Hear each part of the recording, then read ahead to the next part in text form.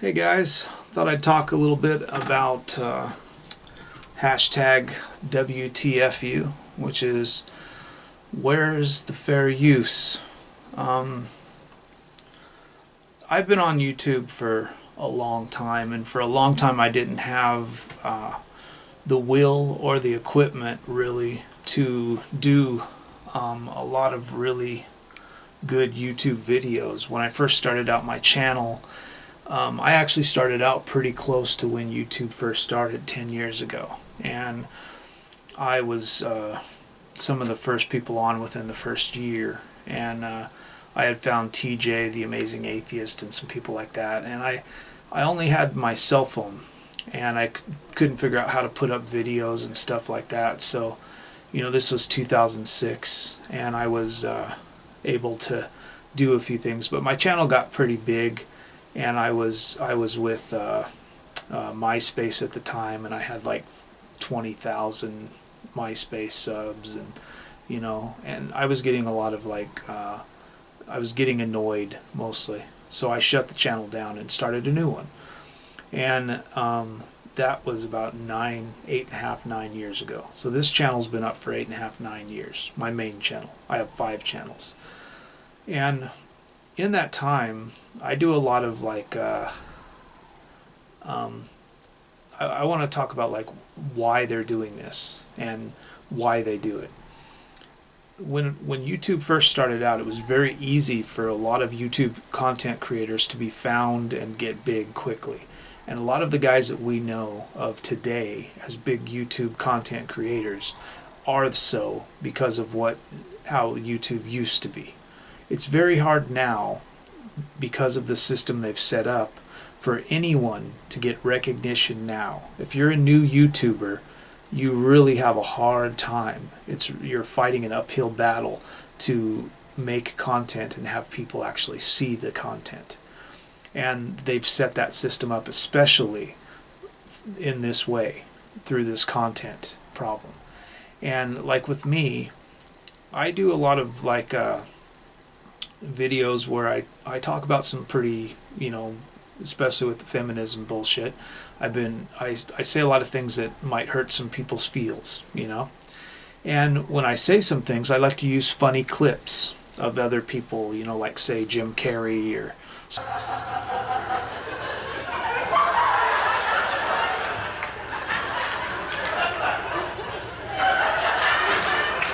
something like that. Just like little 10-second clips of other people saying funny things. I'm ready to go in, Coach. Just give me a chance. I know there's a lot riding on it, but it's all psychological. Well, you would be surprised how many times I've recorded a little thing on my broadcaster of 15 seconds, and I wanted to put it into the YouTube editor and chop it down to a 5-second or 8-second thing.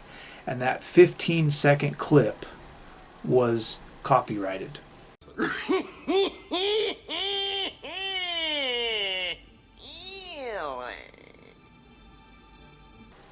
Because I couldn't use a simple thing, something that may not even have any voices in it.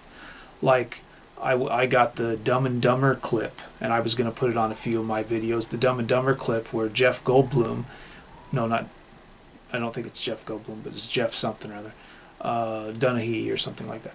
He was on the toilet and he was taking a shit after he ate the laxative that Jim Carrey had given him, and there was no voice. It was just him taking a shit on the toilet, and that was copyrighted.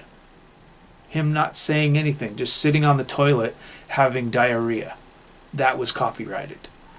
This is the system that they've set into place, where you can't even take funny clips and put them in your videos of just stuff so that people laugh when you're trying to make it lighthearted. Maybe you're discussing something like sometimes I do about male rape statistics, or about transgenders being killed, and you're just trying to lighten things up, and you put on some funny thing that people know of, like the Jim Carrey thing in Ace Ventura where he slides the car down the street, spins around, and hits the curb and says, "like a glove."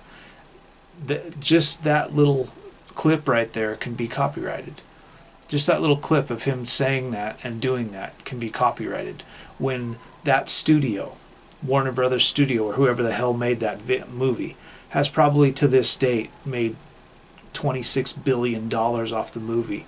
And then they're coming after little content creators like me that have 1,600 people on my channel and other people's channels as well.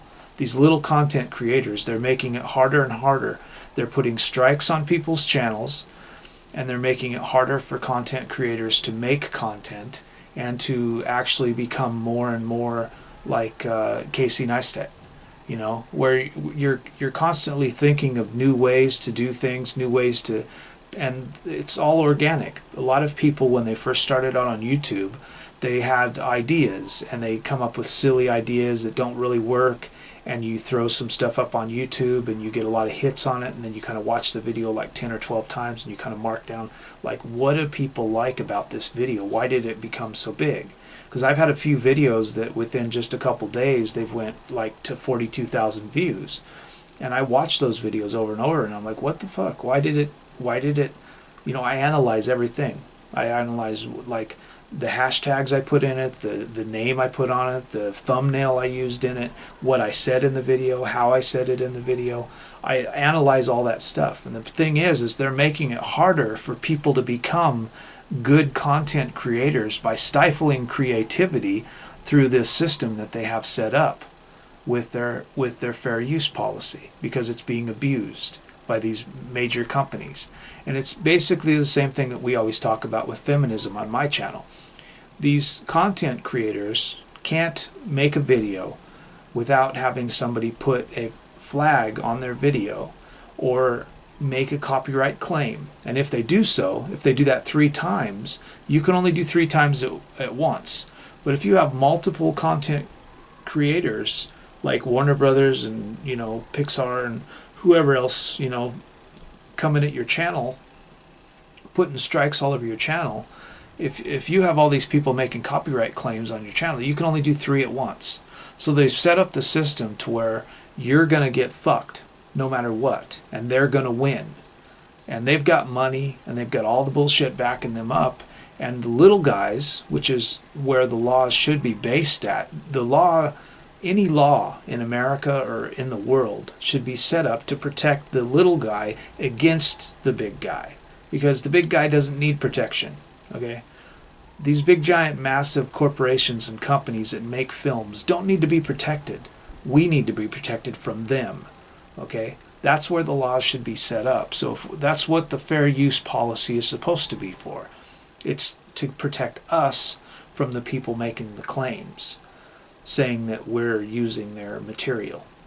So they have it switched, like they do with most laws, where the fair use policy is to protect them from us, which is not how it's supposed to be. So I hope all of you will get behind this hashtag and start sending it out. I hope all of you, I'll link everybody's videos down below. I want you to go watch their videos. I want you to share, like, subscribe to all these people. Everybody that's doing the hashtag WTFU.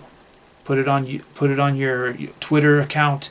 Throw it out there. We got these new things. The Anita Sarkeesian, you know, she's on Twitter with the Twitter Safety Council, and all this stuff is coming about, and it's basically just trying to stifle creativity.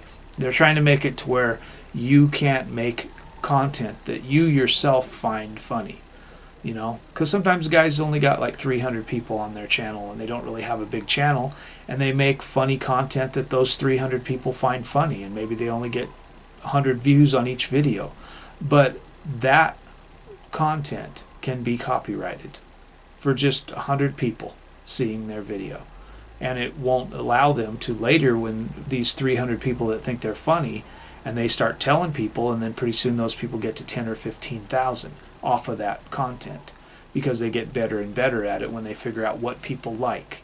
Well, they're stifling that, making it harder and harder for these people to actually make content, and I find it appalling.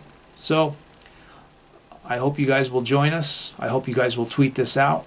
I hope you guys will make your own videos, and show YouTube that we're not going to have it.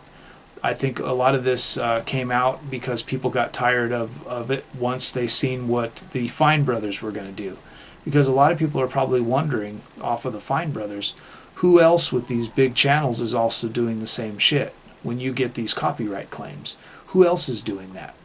And who else has already done it? And why did the Fine Brothers think that they can do it? You know? So I think that actually got a lot of people to say, like, look, the YouTube content creator bullshit has been changing in the last 4 years, getting worse and worse and worse and harder for us. We're losing money. And just like the last couple of years, we've lost 50% of our AdSense, yet YouTube is making more and more money. So they're taking more and more of your money so that you can make content and do all the work and make all of the content and put all this stuff on their site so that they can make money off of you, and then they're taking more and more of your money. And I think a lot of creators, content creators, are getting tired of it. You know, they're getting tired of more and more people taking their money. So if you guys want to join with the fight and you guys want to get on and make your own videos, I welcome it. I hope you guys will. I hope you guys will actually do something instead of just talking about it. Make your own hashtags. Just flood Twitter with it, flood Facebook with it, flood all your channels with it, and show YouTube that we're tired of it and that we want to be able to make content, and we want to be protected from people that are making fake claims, because a lot of us have been shut down through fake claims using this same system, through feminists making fake claims on channels, through Christians making fake claims on atheist channels. So I hope you guys will join us. Hashtag WTFU. I'm ready to go in, Coach. Just give me a chance. I know there's a lot riding on it, but it's all psychological. So down.